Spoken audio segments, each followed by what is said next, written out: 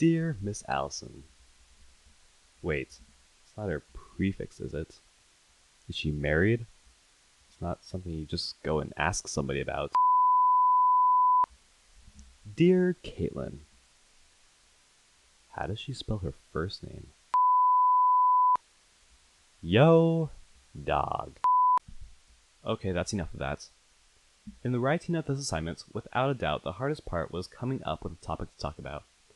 I bounced back and forth between books I've read, injuries I've had, family experiences, views on religion, and political stances. After having experienced it all, I came to the educated conclusion of just suck it up and pick something.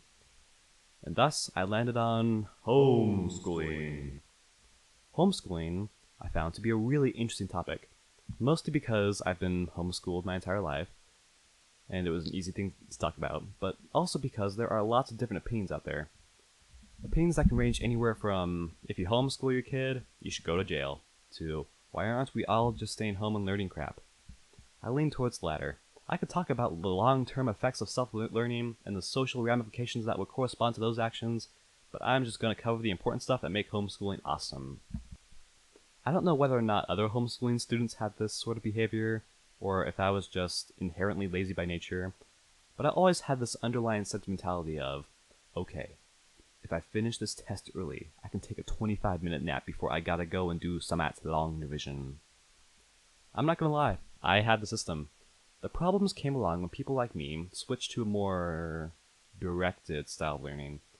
I'd be in math and come to the conclusion that graphing linear functions on a table chart are the source of all suffering in this world. You know, typical Mondays. And then I'd go on to say that I'm going to go and crash in the supplies closet if anybody needs me. The supervisor would come along and say something completely unreasonable along the lines of, no. That's one of the reasons I support self-learning. Not necessarily because you get to take naps all the time, but because there's an amount of flexibility in your schedule that you wouldn't otherwise have.